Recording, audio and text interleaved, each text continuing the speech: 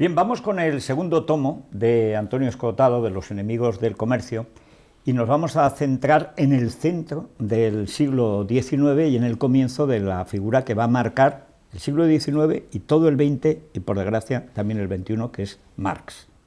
Pero lo primero, Antonio, tú haces un repaso a la creación de los bancos centrales, que es una de las cosas importantes que suceden en el XIX de una manera un tanto anárquica. Comentas que precisamente en la Revolución Gloriosa que entroniza Guillermo de Orange, se crea como una manera de financiar, digamos, la aventura militar, pero que eso va funcionando. La idea de los bancos centrales no nace del Estado, sino que nace, digamos, de una manera un poco espontánea hasta que al final el Estado se hace con ellos. ¿Por qué esa evolución? Es decir, ¿por qué la idea de que la moneda se puede acuñar privadamente al final se convierte en monopolio del Estado? Bueno, es que ahí hay un tránsito de la moneda metálica, que tiene un valor en sí, al papel moneda, que es pura confianza, que es como un salto histórico de gran nivel. O sea, si no recuerdo mal, el Banco de Ámsterdam, que es la madre del Banco de Inglaterra, es siglos anterior a los eventos que van a definir el porvenir revolucionario. Son el 16-17, ya está eso empezando a funcionar. Claro. Ahora, sin el tránsito del metálico al papel, la financiación de la gran empresa y el fin de los gremios. Acuérdate que los gremios tenían un límite de 7 empleados por taller. Y la fábrica que crea Owen en Escocia, cerca de Glasgow, tiene 3.000. Ese salto es imposible sin pasar del metálico al papel moneda. Hay muchas descripciones, si no recuerdo mal, Maquiavelo en la Historia de Florencia habla de cómo de repente salían a toda velocidad de una casa 50 hombres cargando cestas de cuero, a toda velocidad de una casa a la otra para llevar el moneda, la moneda, sí, eso ya se acabó con el papel. Y entonces, claro, ese mundo de la confianza es el comienzo de la finanza. Y la finanza es indiscernible de la gran industria y la producción a gran escala, del abaratamiento de los bienes y de lo que podemos llamar la prosperidad moderna. Y ahí es donde llega Marx. No, es que empieza con Thornton, ese gran ensayo sobre la naturaleza del papel moneda. Llega Marx y Marx simplemente no coincide, está en desacuerdo. Bueno, hay toda la historia de Marx, porque además está muy bien explicado en este tomo. El Marx joven pasa como con el joven Freud, que en realidad repite el esquema, el Freud maduro y el Freud viejo, pero siempre tiene un esquema en la cabeza. Y la idea es que el papel oscurece las cosas. Las cosas no existen porque se pagan. Y en el fondo, esa idea del fetichismo de la mercancía, lo que convierte a la mercancía en fetiche es el dinero. Dice, pero vamos a ver, ¿cómo es posible que lo que me permite comprar este café me impida tomar café, si es lo que me permite comer? Bueno, pues no, señor. Y eso, que es una de las mayores idioteces de la historia, tiene un éxito brutal de siglo y medio, pero ya está en el primer Marx, en los manuscritos del 48 ya está, y luego hasta el Capital, que acaba diciendo las campanas tocan a muerto por el capitalismo. Y ojalá más llegan a tocar a muerto, estaríamos de entierro toda la vida.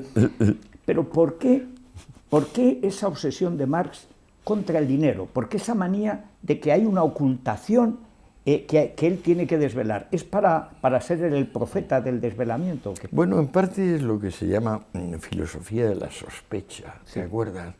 O sea, algo así como, yo sé la verdad. Yo sé la verdad, las cosas siempre tienen un trasfondo que es justo lo contrario de lo que parece. Y luego porque hay como una pendencia con la lógica.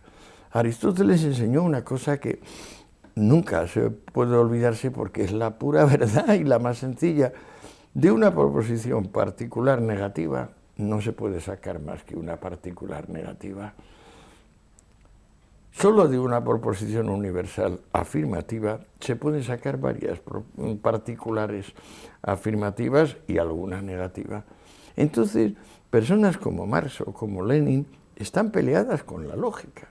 Por eso, por ejemplo, pueden ser eminentes lingüistas y aprender, por ejemplo, sintaxis latina o sintaxis rusa sin dificultad, pero las reglas del silogismo, oye, de una negación no sacas una afirmación, de un particular no sacas un universal.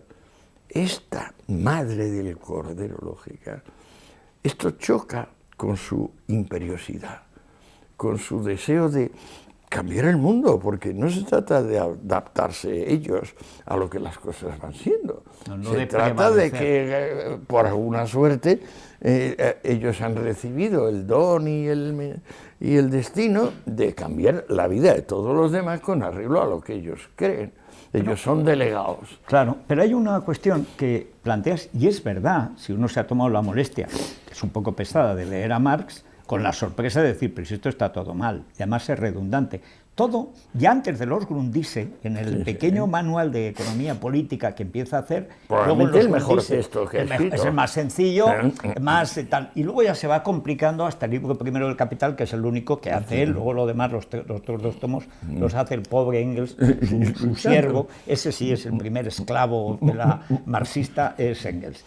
Pero ¿qué es lo que tiene éxito? Porque yo no entiendo que una cosa tan abstrusa pueda calar en la gente. Por ejemplo, tú Nadie lo ha leído. Acuérdate que, por ejemplo, Molotov le dice a Stalin como avergonzado, oye, me ha confesado Mao que no ha leído El Capital. Y Stalin le dice a Molotov, yo tampoco. O sea, la esencia del Capital es que no lo ha leído nadie. Quizá Lenin.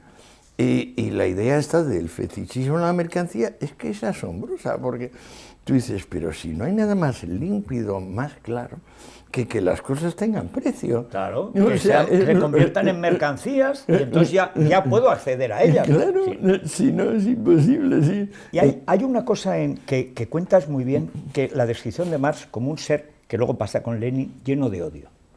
Es movido por una máquina de odio tremendo, igual que Lenin es un insultador absolutamente salvaje contra cualquiera, pero además venga o no venga a cuento, es un tío que está un volcán continuo. Lenin le da ante 40 de fiebre y dolores articulares en cuanto alguien le contradice. Y una de las cosas que también los hacen muy similares es que, pudiéndose ganar la vida bien y vivir cómodamente, viven como miserables, viven vagueando, no trabajan jamás, no cobran nunca, pero se las arreglan para vivir. Son sablistas. Sablistas profesionales. En el número de la Gaceta Renana, que es el último que hace Marx... El rojo, que va todo en rojo. Que tío. O sea, pero además llamando a la guerra... Pero, civil directa, bueno, los dolores de parto son necesarios.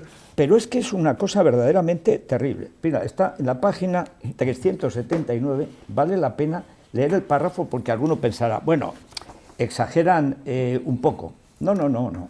Dice esta fiera, está claro, señores, el propio canibalismo de la contrarrevolución convencerá a las naciones de que solo el terror revolucionario puede abreviar, simplificar y concentrar los criminales trances agónicos de la vieja sociedad y los sangrientos espasmos unidos al nacimiento de la nueva. Está claro, señores, no tenemos compasión ni la pedimos. Cuando nos llegue la vez, no habrá excusas que valgan para el terror revolucionario. Este es Carlos Marx, que presentan como un teórico. Es un tío sanguinario, es un terrorista, que además se ha gastado la mitad de la herencia en comprar armas para darles a unos obreros que mueren, claro, usándolas. Que mueren, ¿no? Y luego él es muy cobardica, como Lenin. Igual que Lenin. No va nunca a una manifestación, no va a la batalla. Eso son casi pusilánimes clínicos. Ahora hay una magnitud de rencor. Aquello de que él se está afeitando y le molestan los forúnculos porque siempre tiene mala sangre, sí. Y de repente se lo estalla y le manda la carta a Engels, dice, me estalla un forúnculo y ha salido el pus hasta el espejo, sí. Dice, la burguesía pagará con su vida mis forúnculos, y lo escribe. Y lo dice, sí, es sorprendente. Qué gran confianza en sí mismos, ¿no? Tenían. Sí. No, él tenía poderes hipnagógicos, sí. Porque Engels era un hombre de talento, y un buen escritor, y un hombre estudioso. La seducción de que es objeto por Marx es una seducción de tipo hipnótico, o sea, sí. Es mesmérico, o sea, aquí hay un elemento que está mucho más allá de la conciencia. Por cierto, volviendo a Marx, yo creo que el problema de Marx y el de Lenin, que no se han dado cuenta de que en el espíritu humano hay mucho más de inconsciente que de consciente. Igual que, por ejemplo, ves un bloque de hielo flotando y por la ley de Arquímedes sabes que no llegará a 1/10 de la masa total, pues yo diría que es la misma proporción la que disfruta el espíritu humano. O sea, el gran don del espíritu humano es que haya esa magnitud inconsciente que nos apoya y nos mantiene. Fíjate, 8.000 millones de personas viviendo como nunca. Bueno, esta es una gran cuestión. Otro de los dogmas, aparte del fetichismo de la mercancía, que es la base. Sí. Ahí empieza todo, es decir, el dinero nos lo oculta todo, pero yo voy a acabar con el dinero y vamos a vivir en una edad de oro sin oro. Vale, es una cosa fantástica, una edad de oro. El oasis extradinerario. Exactamente, no, además lo dice, encima lo dice. Pero hay otras dos cosas, lo que toma de Ricardo, de la caída tendencial de la tasa de ganancia, es otra majadería monumental que él, en lo que está viendo, de hecho, que lo cuentas muy bien, cuando él se va a vivir a Inglaterra, se va asqueado, no tiene más remedio que irse a Inglaterra y dice, porque es que allí la prosperidad hace acomodaticia a la clase obrera. Y vamos a ver, ¿tú qué quieres? Que sean desgraciados. Él quiere la guerra. Lo mismo que Lenin después, que está en contra de los que se mueren de hambre, porque si no, no se rebelarán. Federico, la depuración. Sí, depuración, o sea, la limpieza. La eugenesia. La eugenesia. Este es probablemente el gran secreto. La ingeniería social. Sí, pero que incluye la eliminación del género humano. No, claro. No, es que acuérdate que llegan a Rusia y un 2% de proletarios en el sentido literal. Sí. Pues hay que conseguir que ese 2 se lleve al 100%. Eso quiere decir que vas a acabar con el 92% de la población.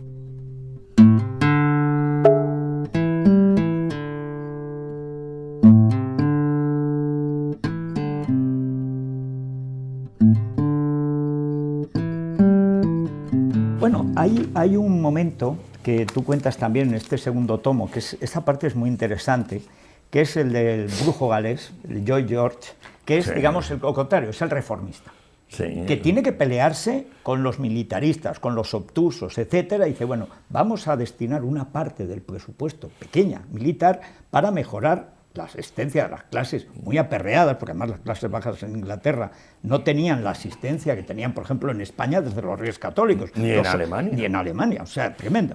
Pero tiene que pelear absolutamente con todo el mundo. Y sin embargo, se revela extraordinariamente eficaz. Bismarck crea, que lo explicas también muy bien, una alianza, digamos, aristocracia-proletariado para machacar a la burguesía. Y probablemente ese es el gran triunfo de los equívocos de Marx, y es que la burguesía, que es el elemento dinamizador de todos los procesos comerciales, inevitablemente democráticos... ¿La innovación? Claro, queda aplastada entre dos legitimidades, la clásica y la del futuro. Y claro, realmente los machacan, y tú vas viendo que todos los reformistas acaban siendo triturados, especialmente en Francia. Pero en Francia se produce además la eclosión de un personaje que es Blanqui. Blanqui, que es una especie de dandy criminal. La furia de la naturaleza. Es una cosa, un asesino nato, o sea, ese sí que es un asesino. Además, acusado de estar siempre en connivencia con la policía. Siempre, como Stalin, como Lenin, o sea, siempre son agentes dobles. O sea, agentes dobles. Bueno, pero es curioso. Es que la historia real es maravillosa. Sí. Federico, no hay nada como eso. No hay nada como de repente acercarte y decir, oh, Dios mío. El cautivo que cuentas la historia de Blanqui, que estuvo muchos años preso, siguió haciendo el mal y le iban perdonando la vida. Y se metía en un lío todavía más gordo. Pues yo creo que hasta 4 absoluciones de pena de muerte o 3, ¿sí? Y como dice, tiene una muerte fantástica de un derrame cerebral cuando arengaba a sus seguidores. Dice, bueno, es una muerte perfecta. Para él, claro. Pero, sin embargo, los marxistas le reprochan a Lenin que es un blanquista. Claro. Que es que lo es. Pues lo es. Pero es que el más blanquista es el propio Marx. Exactamente. La gran cuestión es, ¿por qué Marx, esto es una historia, digamos, que ha venido después, ¿por qué la figura de Marx se convierte como en un estudioso que está sentado en su sillón cuidando de sus forúnculos y tal, pero estudiando, en lugar de lo que es también en la Primera Internacional, tremendo el rival de Bakunin y un gran estafador. O sea, estafador y tramposo, agitador. Es decir, él tiene una escuela de tiradores de bomba y de artificieros. O sea, y esta parte se oculta siempre. Y eso es la que sale en la Comuna del 70. Claro. Y es de lo que le acusan. Dice, pero estos 30.000 muertos de la Comuna del 70, por lo menos 10.000, los ha formado usted con una ala secreta de la Internacional donde ha creado una variante en la Liga de los Justos que en realidad no es más que una variante de asesinos profesionales, de dinamiteros. Hay un personaje que es, digamos, el opuesto y al mismo tiempo el gemelo, es un poco como Lenin y Trotsky, que es Bakunin. Bakunin tiene, digamos, un elemento humano que no tiene Marx. De hecho, hay un alegato. Y una clase social. Claro, es un príncipe, es un noble. Sí, claro. El príncipe era Kropotkin. También. También. Y todos amigos de Herzen, que es como el principio civilizador, digamos, del exilio. Gran ruso, tipo. ¿no? Sí. Extraordinario. Y Kolokol, la Campana, es la gran revista liberal de izquierdas, ¿no? Pero eran liberales. Sí. Pero hay un momento, Bakunin le reprocha a Marx su capacidad, digamos, de manipular, de hacer el mal. Digamos que Bakunin, que es partidario con Nechayev, en el fondo está creando las mismas bases del leninismo, el catecismo revolucionario, claro, que lo hacen entre los dos, es igualmente criminal. Pero sin embargo, Bakunin es como si no se creyera su doctrina. Marx se cree todo lo que dice. Bakunin vacila. Bakunin, digamos que reflexiona, ¿no? Hombre, él en cuanto le dan la oportunidad se va a una barricada y pone una bomba. Pero en la práctica, acuérdate, si tú te lees la obra completa de Bakunin, yo me traduje la antología, esta alianza en 2 volúmenes del inglés, yo lo conozco muy de cerca. O sea que eso que yo me embaulé era tuyo. Sí, era mío, sí. Podías haberlo hecho en un tomo, o sea, pero reducido. Sí. Pero él, acuérdate que lo único que propone como reforma política es acabar con la ley de herencias, o sea, impedir que haya transmisión patrimonial post-mortem, y cree que las cosas por sí solas se van a hacer. Bakunin evidentemente tiene una noción de la complejidad, como la de Adam Smith o la de Hume, y que es la que le falta a Marx. Por eso cuando conoce a Marx, Engels dice, son 2 señoritos de provincias que creen una clase imaginaria. El proletariado no existe, dice Bakunin. Esa clase disciplinada, docta y justa. En la frase, en la página 328 del segundo tomo, del libro de Escotado, esta es la frase de Bakunin que casi parece de Tocqueville. Dice, ¿qué mente, por muy brillante que sea, o si queremos considerar una dictadura colectiva, incluso con centenares de individuos dotados de facultades superiores, está capacitada para recoger la infinita multiplicidad y diversidad de intereses, aspiraciones, deseos y necesidades cuya suma constituye la voluntad colectiva de un pueblo? ¿Dónde están esas mentes tan dotadas y abiertas como para inventar una organización social capaz de satisfacer a todo el mundo? Esa organización será solo un lecho de Procusto donde se verá forzada a descansar la infeliz sociedad. Es el partido bolchevique.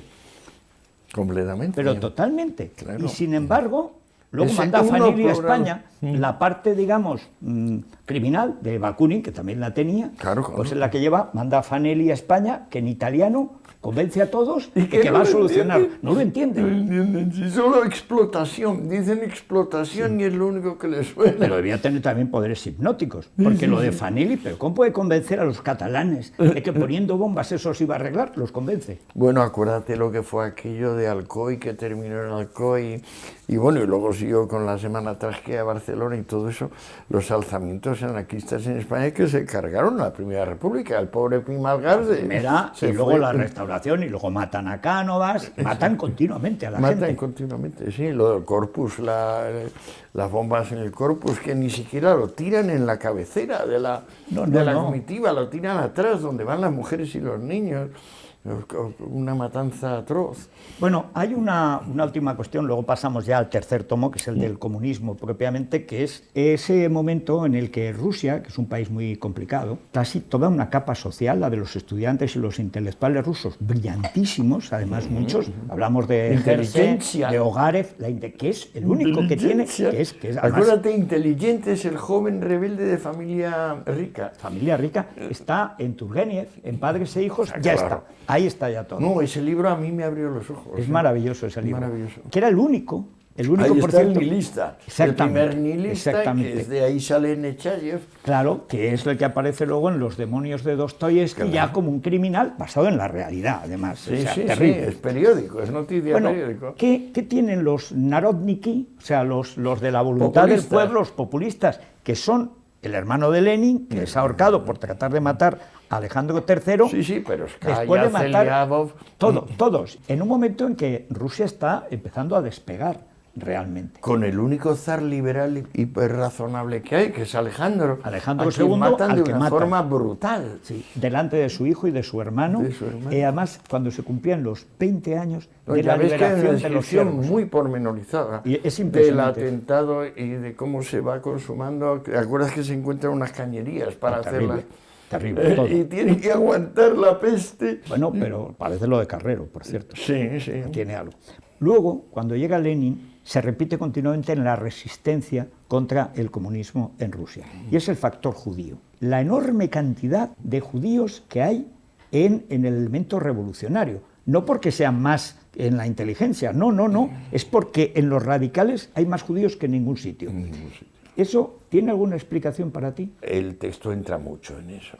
Hay dos pueblos judíos, el judío cosmopolita propiamente, que es un peligro, porque ese es el que quiere hacer que todo el mundo de alguna manera se adapte al ideal comunista, y luego el judío, que es judío inglés, judío español, judío venezolano, y que no plantea ningún problema, y que es sin duda el pueblo más inteligente y el más dotado de la historia universal, el pueblo elegido, y por eso tiene el 20% de los premios Nobel, siendo el 2 por 1000 de la población universal.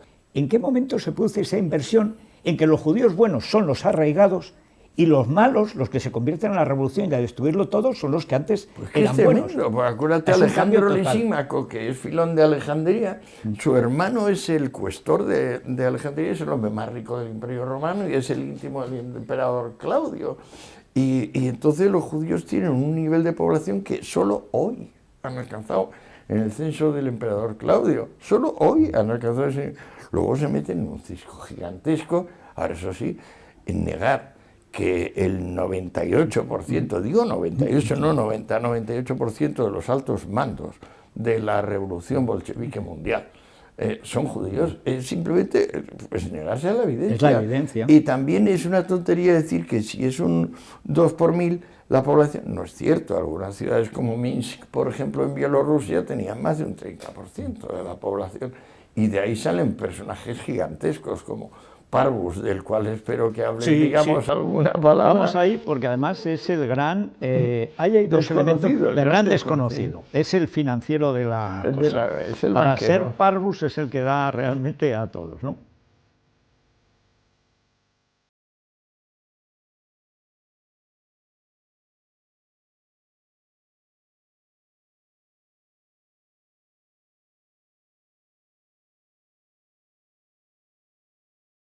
Lenin es un sociópata típico, es un tío que no tenía sensaciones de ningún tipo.